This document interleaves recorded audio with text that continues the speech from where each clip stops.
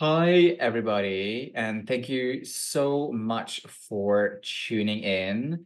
Today, in this podcast, I'm here with Dean, who is a shamanic drum practitioner, Reiki Master, and teacher. He also does something which I'd never heard about before, which is hair rituals, but I'm going to get him to talk more about that.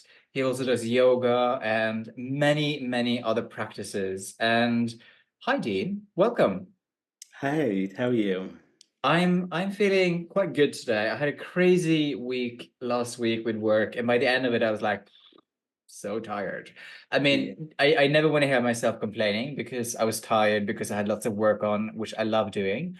So this week I've been taking it a lot slower, and I can tell that I'm feeling a lot fresher. We sometimes just have to allow ourselves to slow down, basically.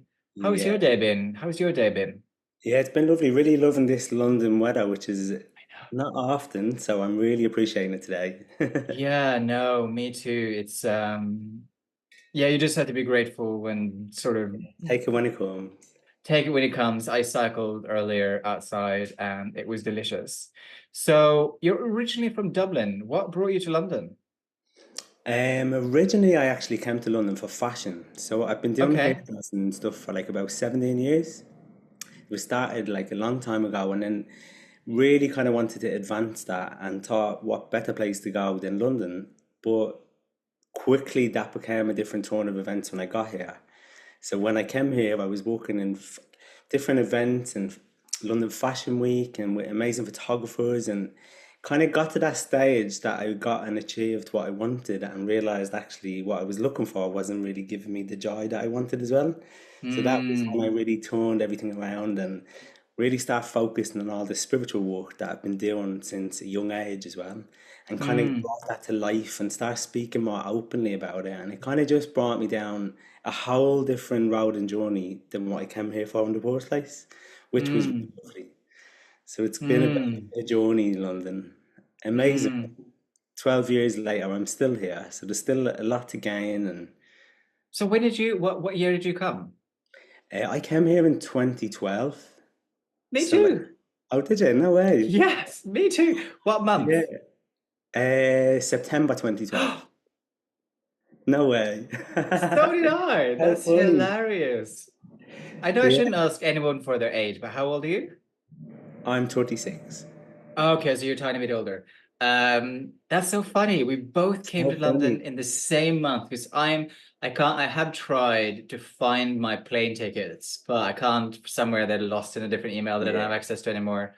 But I came like, I don't know, like the 15th of September, 14th, 15th of September, or something like yeah, that, which is nothing. hilarious. That's so Yeah, funny that we came at the same time. that's Um, insane. so you said that spirituality has been a part of your life since childhood, which is also similar to me, which I'm very grateful for. How did that happen for you? So we started quite young. So when I was 7, my mum passed away, and it was like my whole life just got flipped upside down. And as a 6 year old, you kind of just don't really know what's going on and what's going on around you. But I was in a really beautiful school, and within that school, Cloisterware, there was a nun that worked in it. And she was the one who took me out after my mum passed away and taught me how to meditate.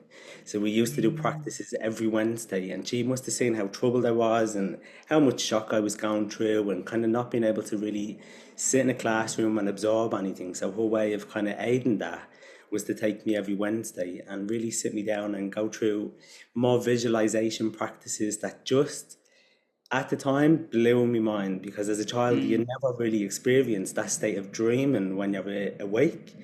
And I mm. was dreaming and seeing these visions come true that just opened my mind up to a part of myself that I just never really knew was there. And after that, Wow. I just kind of like evolved bit by bit by being so curious as a child as you are. I always wanted to meet my mum. I was always seeking her. So my way of doing that was finding different ways of divination and trying to like tap Mm, into these things in a library, just reading all these books.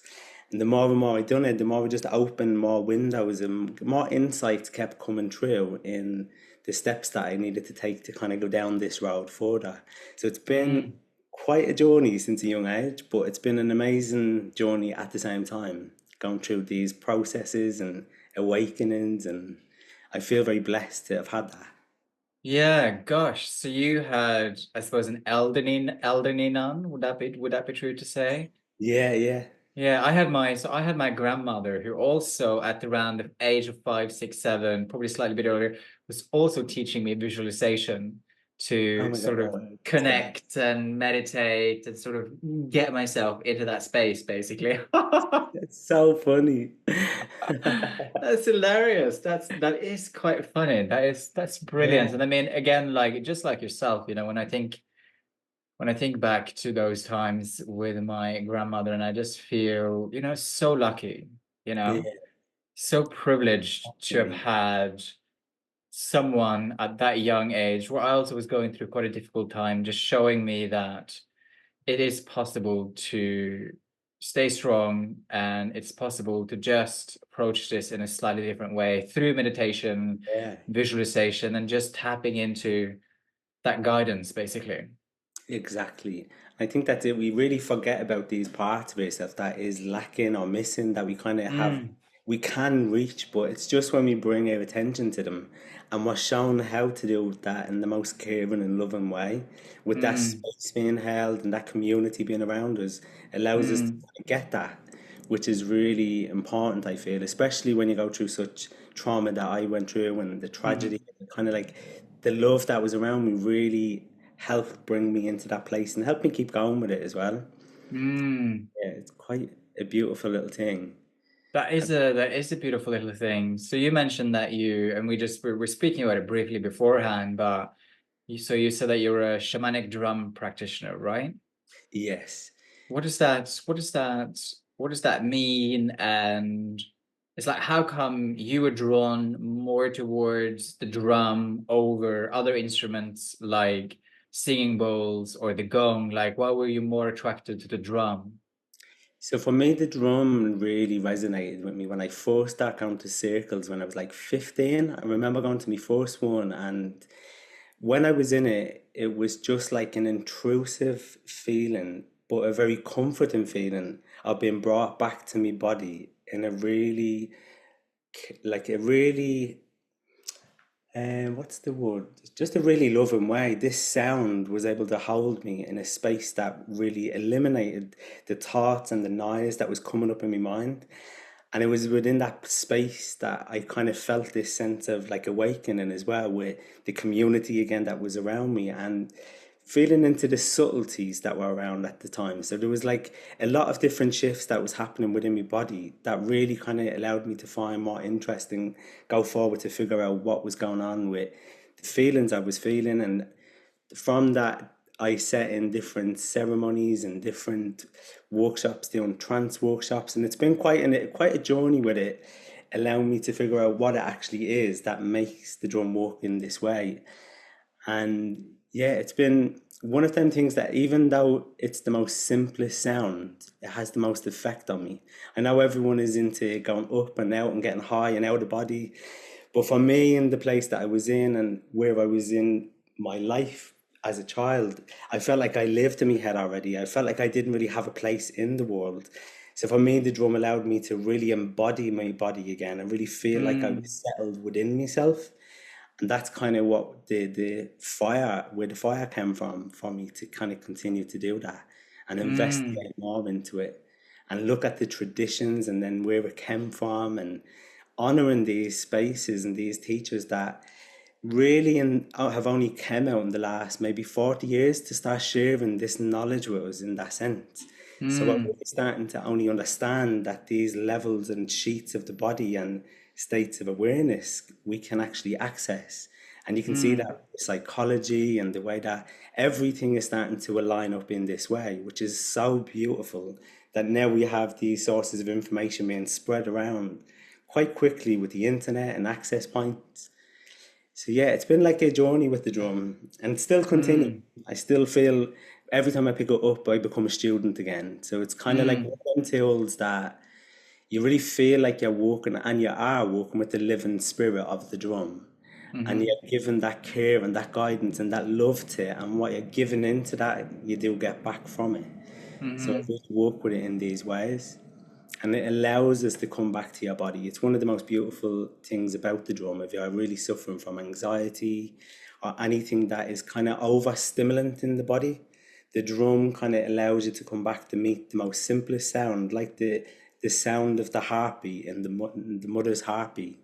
So it really kind of allows us to hear that first resonance that we've ever heard in our life. So within that is a really deep sense of comfort as well, because we're Mm. so familiar to us and it's a safe space.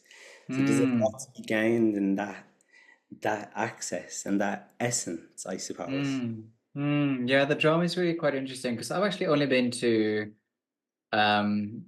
I suppose you could almost call it like a drum sound bath, I guess, like a drum bath, like a gong bath, basically. And Yeah, I, lovely.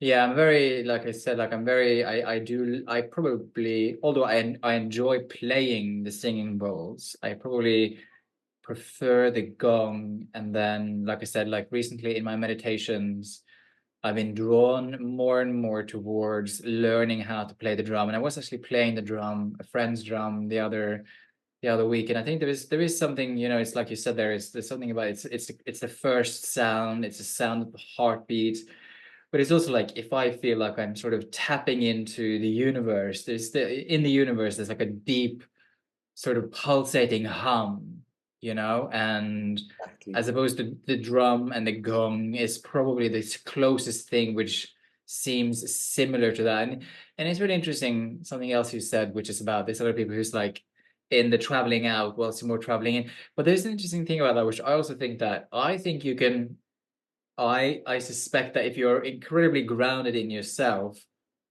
the reaches that you can, it's like I think you have to have really good groundedness in yourself to be able to reach out in a really safe and healthy way, A right? If hundred. that makes sense, because Yeah. I think there's a lot of people who's like, I'm going to do astral projection now, or sort of wander about in the astral realm and just have done no grounding beforehand and Yeah, slightly yeah. go cuckoo, right? So A I think hundred there's percent. something, I think That was you, me at the start of my journey. I was a child and I was so inexperienced and I wanted all the different yeah. experiences to get me there. So I totally relate to it because we're all seeking something. But for some reason, we're all seeking this something that's outside of our body. And that's the Mm, most interesting part of the drum, is that it really helps us bring us back to connect with what's internal in the body. And when we work with trance journey, we can access different waves, tether waves mm, in the mind. So physically, there's a change and there's an altered state there of consciousness. So it allows us to tap into that subconscious mind to really access these different parts. But like what you're mm, saying, if you haven't got that foundation, you mm. really need to be able to sit in your own body and feel comfortable in that body to even pick up the drum to kind of hold that kind of space. And that's the most Yeah. important key part to most practices, I feel. Yeah. I couldn't agree more. So, we live both in London. You are east, I'm west, and we have to travel about. And I'm sure we both have clients who probably work in a corporate setting and they have more of a quote unquote normal job. Um, but before we like sort of head into all of that, if you were going to describe spirituality in a sentence, how would you, if somebody was like, "Hey, Dean, what does if a friend who doesn't really know that much, but they know that you do this spiritual thing, how would you describe to them what spirituality means to you?" So I've been kind of like thinking about this a lot because I feel like we live in a world full of labels, full of information. There's so much out there. And when it comes to even the word spirituality, it can tend to be a way that people tend to shut down when they hear it. So if you're Mm, not in that world, if you're not from that background, if you haven't got the interest that has kind of led you down the road to make you want to investigate these other avenues of life, I feel like the word I would nearly bring back instead of that is being human. Because I feel like mm, all of this is being it's the science of humanity. It's people that have been on this planet looking and teaching and learning and researching and using over time, like really accumulating evidence that all of this information and the work that they do in the subtle energy body and the levels of consciousness that we can get to within it is all, yes, it's all a part of a spiritual practice, but at the same time, it's something that we all have access to, and it's the most human thing on the planet. Mm, It's just that we've lost ways to navigate through life on the path that we're going down. And mm, these tools kind of they help us along the way in the most simplest way. So spirituality for me has many, many avenues. So I can't really use the word spirituality too much because it really doesn't mm, resonate for me anymore. that's interesting. So I suppose what I'm hearing is like humanness. Yeah, humanness. Bring back humans. We're all Mm, saviors for ourselves, and we can only save ourselves. But bring mm, back the human that's going to hold the space to let everyone relate to them. Bring back the mm, human that's going to support the people that need supported, the warriors that need to support them. So bring back the people that, like, bring back that human approach to each other so we can see each other for who we are, not feel that we're better than anyone else. Because the mm, whole negative approach of feeling that that ego is creeping back in to feel that you're less than or more than kind of does really diffuse the fact of what the true essence actually is. And mm, again, being human, because we're all just trying to seek the same things. We all want to be healthy, we want education, we want to be feel safe. So we're all mm, really on the same path. So it's kind of like we're all there, but some people just haven't really got the wording to kind of get there. This is mm, why I feel sometimes words can be very complicated in so many ways and can nearly stop you from getting the medicine that you're seeking. mm, that's beautiful. And I suppose in so many ways I do agree. So let's say a friend, I'm going to build on the question, and they come up to you and ask you like, so, Dean, I realize that you've been on this spiritual journey for a while, and I know that you have some knowledge, and I'm a novice, and I'd like to start somewhere. Like I'm taking step number uno, step number one. What would you say to them? I tell them they're in for a roller coaster ride, that they need to be absolutely ready, that they want to be walking a path fully conscious and fully accountable and fully in your power to know that you have to show up in a certain way and you have a Mm, responsibility to do that and to really show up for yourself as well. So there's a lot of like deep inner work that if anyone was coming to me in that way, usually I'd nearly tell them not to do it because it's a lot of work.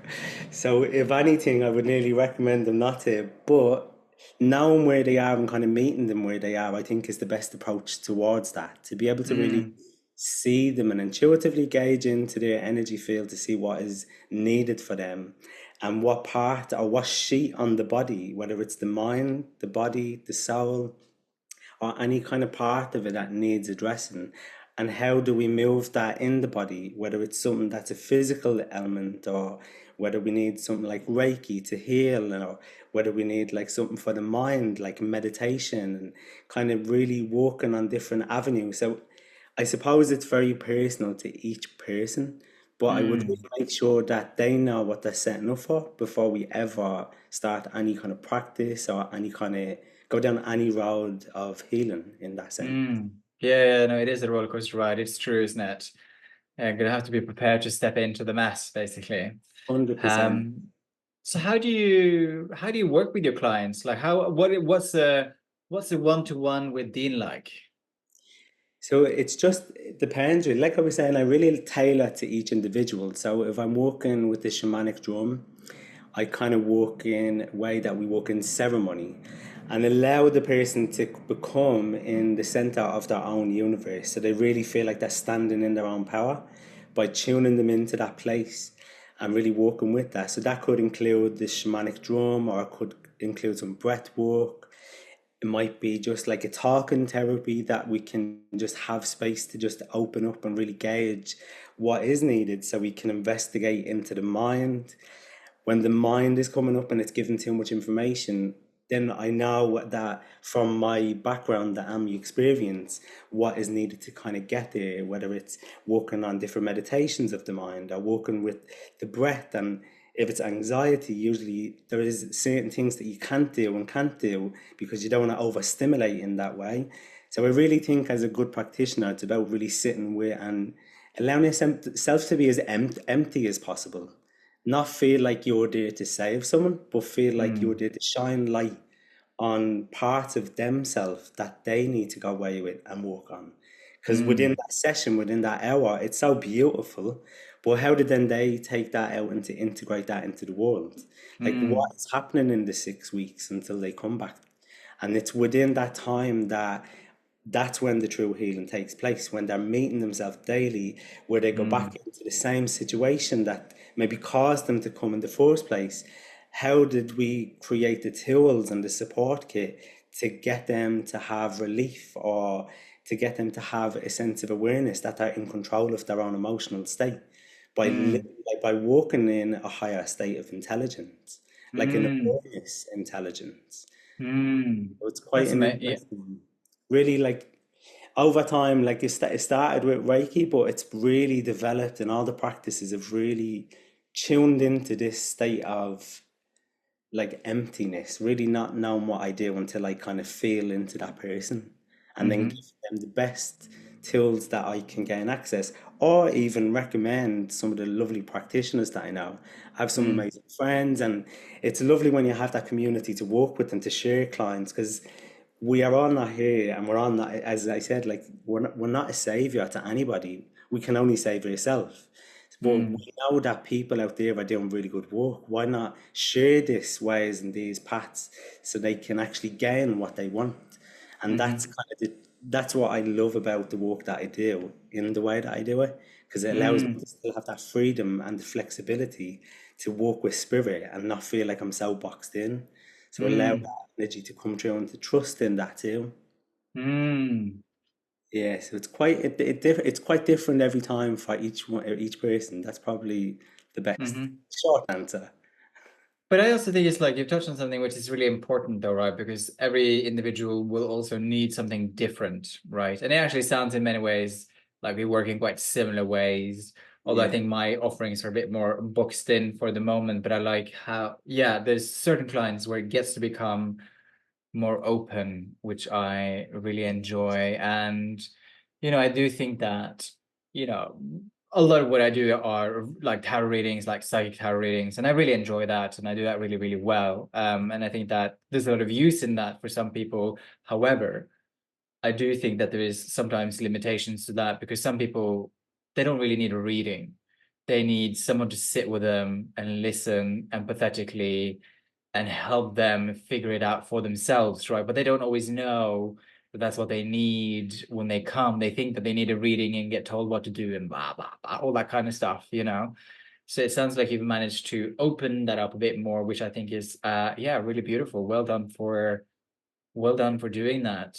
and I think there's space for both, isn't it? Like again, it's like a Yes. double-edged sword, and the avenue that we look at is like it's good to have that intuitive insight and that kind of the way Mm, that we can hold space for something safe that they know that they're getting as well. Because even mm, for me, sometimes it's hard for me to tell people what I do because there's so many little links and so many little things that have worked for me personally through my own trauma that I'm able to then pass that on to mm, help someone evolve from that space. And if I can mm, do that by giving them a recommendation or giving them, like you said, that space to open up to really allow themselves to do their own healing, because essentially mm-hmm, it's the epiphany, it's in that sense of awe that the healing takes place. And when we mm-hmm, get that, it's like nobody can teach us that. It's a sense of having to go through something to really know what we need then from it, or to awaken to it. mm. Yeah, So as you can see, I have a long, good head of hair. lovely. Um, you do ceremonial haircuts. Mm, What's yeah. that? How does that work? So with hair, it's kind of like being a love of mine that I just didn't want to ever give up because it allows me to work with people on a one-to-one basis, and I tap into being able to book someone in for, say, a 2 hour session, which we can really hold the space for them in a private setting. So that would start with like a little bit of guidance, whether that's with a little bit of cards or whether it's just intuitively sitting having a cup of tea and opening up in that way, like what I was saying. So we would tune into what is needed in that time. Usually, what I do is we work with the moon energy, so the cosmic energy that's surrounding us. And in different times, we need to like nourish yourself, and we also need to let go of things as well. So with that, I usually do it when letting go of stuff is in create the ritual around letting go. And as we do the haircut, then I allow the clients to come through and we do a haircut, we would do some Reiki, we would do some drumming to kind of give them that essence to come back to their body. And then working with obviously aromatherapy oils as well to really nurture the scalp, but also go into that the subtle energy body of what we're trying to do and create. And the whole service together, it kind of takes like 2 to 3 hours altogether, depending. It allows them to really tap into a space of what they need or what they need to shine light on within that service. So it's a really lovely space, and I feel in that moment as a hairdresser, it's really important because well, one of the people in life that we get told a lot of things. People tell us all the secrets, and it's a really lovely space to be in, to be able to be trusted in that way from your clients that you've been working with in that sense. And working on that one-on-one level, it really allows them to go that bit deeper. So we're kind of like I seen that there was a little space for me to open up a service that I could bring all the teachings that I have been doing over the last while, and then the work that I've been doing with here, and just merge them together and really work with the energy that's coming up or whatever is coming up in that way. And Mm. so far, it's just been a really beautiful practice for people to have something different, have something a bit one-to-one in a private setting, not a chaotic hairdressing setting that they're not used to. Like they're not used to opening up in a sense, because they feel like people are watching them and they feel like people are listening. So it kind of just creates a little bit of a different dynamic. And I found a really beautiful space, Studio Real, up in Hackney Wick that I do it from. And it's underwater, so it's just a really beautiful healing setting. There's kind of a lot to it in that way. Mm. Yeah, That's it's been a amazing. really beautiful service that I've been able to offer. Wow, yeah, that sounds incredible. What would you say? Because it sounds like you're a bit of a sort of, I'm going to use the word spiritual here, but I know that we have some contentious, like a spiritual polymath in a way, I guess. What would you say is sort of the roots or the sort of, yeah, what are the roots of your spiritual practice? Like, what is it that underpins it? We've obviously got the shamanic drumming and Reiki and so on and so forth, but is there anything else or anything more that kind of underpins your spiritual practice? No, I feel like that's it. Like I feel like shamanism in general and just that way of life and the way of living and the lifestyle and the purity of it allows me personally to simplify life into a way of being rather than doing. And that for me is really my key to my spiritual practice because for my whole life I've been doing and seeking and on this mission, and it's only been in the last maybe 10 years that I've really dropped into that place that I feel like I'm being rather than having to really create this sense of doing, and looking at how they lived, the drum, the way of life and the natural connection to the land and nature is kind of what I feel personally that spirituality is all linked to. It's like how to be human on a planet that we need to respect because it feeds us in a sense. So it really Mm, simplifies it back to the bigger picture. And then within that, it allows me to find sense of peace and stillness to connect mm, with not only my own understanding of what I feel, but this deep rooted culture that has been honoring this sacred way of living for since after the Ice Age. It's been like hmm. going for such a long time now. That's when one of the first ever drums was picked up. So it's Mm. kind of like when we find drums that old, we really realize that the resonance and the sound and the practice and the teachings has been still to this day in use. So there's still something really special in that when you look at that sound and the vibration and how that can interact or connect with different things around us in the environment. So you used the word shamanism there, and let's say somebody just tuned in and they were like, shamanism. What is it like? What does that mean? Like, how would you describe that to them? So, like, it, I would say that it is really about someone that walks between both worlds. Hmm. That's really what the word comes down to in itself. And it's someone that's able to really stand deeply rooted in the community that they have around them, as in the tribes, the people, the family, and really looking at the accountability and how we show up in these spaces. So really, when I look at their ways of living, it kind of it shows me that everyone has a place. It really teaches me to see that everyone is around in these circles and communities, really honoring the fact that everyone has a different role to play within that. And for me, although we might think it's so with will in some people's ideology in that way, when actually really it's really shown up in your own life, in your own community, and it can you can really relate it to where we are now, where we're kind of lacking and suffering a bit more because we live such an isolated individual lifestyle when actually when we really want to find healing, we go to people, we connect to people, we really find that space to find what we get from each other, whether it's going to the local shop for food and having that chat, or a friend to talk about a problem that you have. Everyone has a part to play in your life, and it's nearly known what is your part and how do you show up, and also how do you put that out there into the world. And that for Mm. me is the key part of what I loved about a lot of the teachings and a lot of the ways and what I've learned so far. And I think you've touched on something which I think is really, really important, which is, and I think you sort of spoke about it earlier as well, which is the taking accountability and responsibility for how you show up.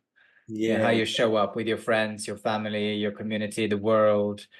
Because I think, I suppose, my judgment or my observation is that there's a lot of people who don't do that, right? We yeah, just sort of go common. with the whatever social conditioning we've been exposed to and think that that is sort of the best way to show up when for so many people it's clearly not true, right?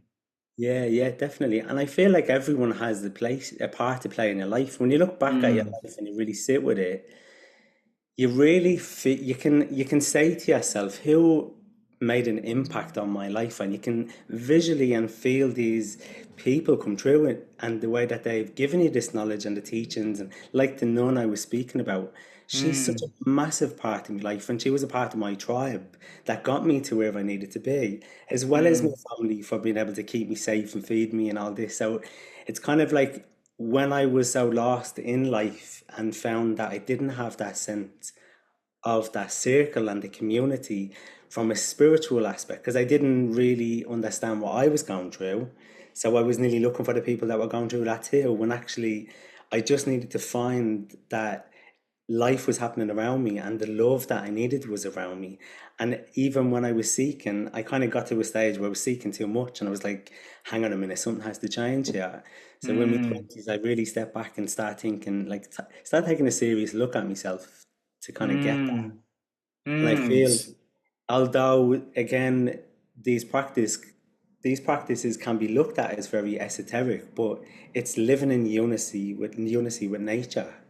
So mhm, really coming back to that, walking with the seasons, walking with the change in like ways that life comes through to us, walking with death, walking with life, walking with all the other aspects that life has to offer. It's like we kind of find, and I don't know whether you've seen it, especially with Instagram, it's like it gives out this one-sided like lightness towards healing. And actually, it's a yin and a yang thing, and it's a dance with healing. And I've always found that. But when I look online, there's such a it's a beautiful version of healing that I just have never really met until social media has just taken over. And it's really lovely, kind of. seeing work done so pure and so raw and so with natural material and working in this way of honoring a tree, when we are in that space of really receiving life from it and the breath from it in these ways, but we don't Mm, take the time to do that.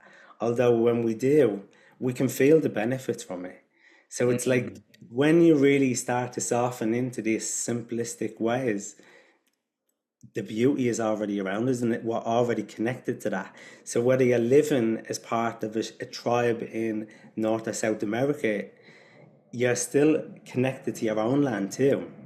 And your own mm, land has your own medicine and it has your own teachings and it has your community that will help you grow in the best way possible. So it's lovely to learn from these ways of life and these great teachers and sages, but it also has to be kind of brought back and integrated into like your way of living. And that for mm, me is one way that I kind of work with the teachings that they come through, allows me to find more simplicity within myself. mm. Yeah, I mean, because I suppose what I was hearing is like appreciating the interconnectedness of all things, like how the tree gives us the breath of life, and Yeah. appreciating that connection. And I mean, I suppose you also touched on something there, which is also really important. It's like for people like yourself and me who are practitioners, it's really easy to pick up the drum or do some chanting or do our breathing but imagine someone who has, I don't know, three children, a probably a 9 to 7 job, commuting 2 hours every day, being on like a sweaty tube and all that kind of stuff. It's like it's a very different way of existing. And I suppose like what can they do to bring more practices into their life and begin to like invite that basically like yeah, like what is the how do we invite them into our world? I think for me, one of the key points is always to do with the realistic expectations that we put on Hmm. ourselves. Because I feel that's the first disappointment that we ever have when we go in even to a meditation practice, wanting to feel this really great sense of awe, and we don't get it. It's like the expectation has nearly stopped that from coming true in that way. Mm, So when we do anything with an expectation, it kind of does put a limit to what we are going to gain from it because we already have that sense of knowing going into it.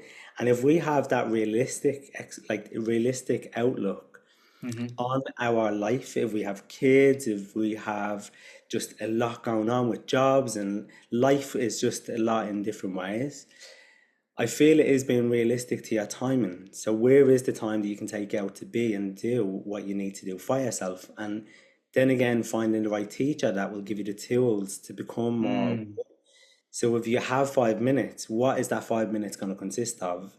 Is it okay to do a 1 minute breath walk? Is it okay to do a 2 minute meditation? If that's what you have time to do, it's better to drop into that 5 minutes and do something rather mm, than letting the days go past. Because the lovely thing about our body and our mind and our soul is that we're always learning, we're always evolving.